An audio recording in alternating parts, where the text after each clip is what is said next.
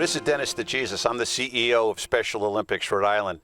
And joining me today are Rick Labreche, one of our coaches here in the Special Olympics Rhode Island program, and his daughter Sabra, one of the great athletes that we have in our program. And my job today is to ask a few questions, so let's get going. Sabra, let's talk a little bit about the sports that you participate in. I know you're a great golfer, but other than golf, what other sports do you participate in? I participate in basketball, track and field, and bowling. And I know one of the highlights of the summer for you is going down to summer games and participating with your team, the Rhode Regis. Tell me a little bit about not just the sports so much, but what really happens down at summer games.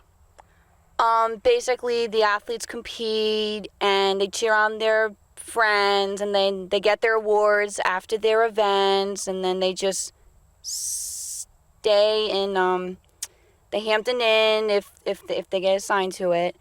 And but most of all, it's just basically having fun with your friends and cheering them on. You know, and I think that the one thing we should note about that, it's not so much about the athletics and the competition, but it's about the sportsmanship and the camaraderie and spending a weekend with your friends. Now, I know you have a golf partner. You play unified golf, and you have a partner. Introduce us to your partner. This is my best and all-time favorite golf partner. This is my dad, Richard. So, Rick, I know you've been involved with Special Olympics for a number of years as an assistant coach, and now you're heading up the Rhode Rangers program.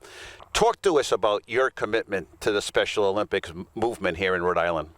Well, I've been involved with Special Olympics for approximately 10 to 12 years now. I started off with the law enforcement torch run, took over the leg of the Woonsocket PD, Woonsocket Fire, got involved with an assistant coaching with the Lincoln North Star program. And then from there, we branched out and we started our own program called the Rhode Rangers. So I've been involved as a head coach now for about 4 years. I also do the Super Plunge, which is 24 ice cold plunges in 24 hours, which takes place in the warm month of March. Yeah, and I know you have raised well into the thousands of dollars to support not only Sarah, but to support the great athletes throughout our state. We have over 4,000 athletes in Rhode Island. Sabra represents them. Talk to me, Sarah, a little bit. What is unified golf? Well, golf is basically when you get to have a golf ball and get your clubs ready.